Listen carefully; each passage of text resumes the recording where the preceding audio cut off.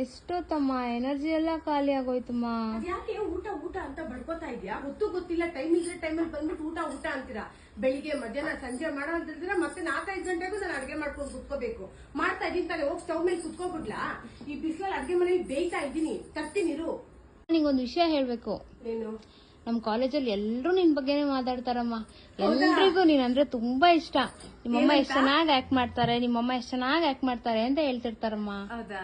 ಹಾ, ಸರಿ ಸರಿ, ಎಲ್ರಿಗೂ ಇಷ್ಟ ಆಯ್ತಂತ? ಎಲ್ರಿಗೂ ತುಂಬಾ ಇಷ್ಟ ಆಗಿದೆ ಅಮ್ಮ ನಿನ್ ಆಕ್ಟಿಂಗ್. ಅವ್ರನ್ನೆಲ್ಲ ಕರ್ಕೊಂಡ್ ಬಾ, ಬಿರಿಯಾನಿ ಮಾಡಾಕ್ತೀನಿ. ಫಸ್ಟ್ ನನಗೇನಾದ್ರು ಮಾಡಾಕು. ಸರಿ ಆಯ್ತಿರು, ಚಪಾತಿ ಮಾಡ್ಕೊ ಬರ್ತೀನಿ. ಅಮ್ಮ, ಜಿ ಕನ್ನಡದಲ್ಲಿ ಮಹಾನಟಿ ಅಂತ ಒಂದ್ ಪ್ರೋಗ್ರಾಮ್ ಬರುತ್ತೆ ಗೊತ್ತಮ್ಮ? ಹಾ, ಗೊತ್ತು ಗೊತ್ತು. ಆ ಪ್ರೋಗ್ರಾಮಿಗೆ ನೀನೇನಾದ್ರೂ ಹೋಗಿದ್ದಿದ್ರೆ ಆಡಿಷನ್ ಅಲ್ಲೇ ಎಲಿಮಿನೇಟ್ ಆಗ್ಬಿಡ್ತಾ ಇದ್ದೆ. ಆಕ್ಟಿಂಗ್ ಅಲ್ಲಿ ಇರೋ ಇಂಟ್ರೆಸ್ಟ್ ನಿನ್ಗೆ ಅಡ್ಗೆ ಮೇಲೆ ಬರ್ತಾ ಇಲ್ಲ. 4 ಗಂಟೆಯಿಂದ ಕೇಳ್ತಾ ಇದೀನಿ ಊಟ ಊಟ ಅಂತ.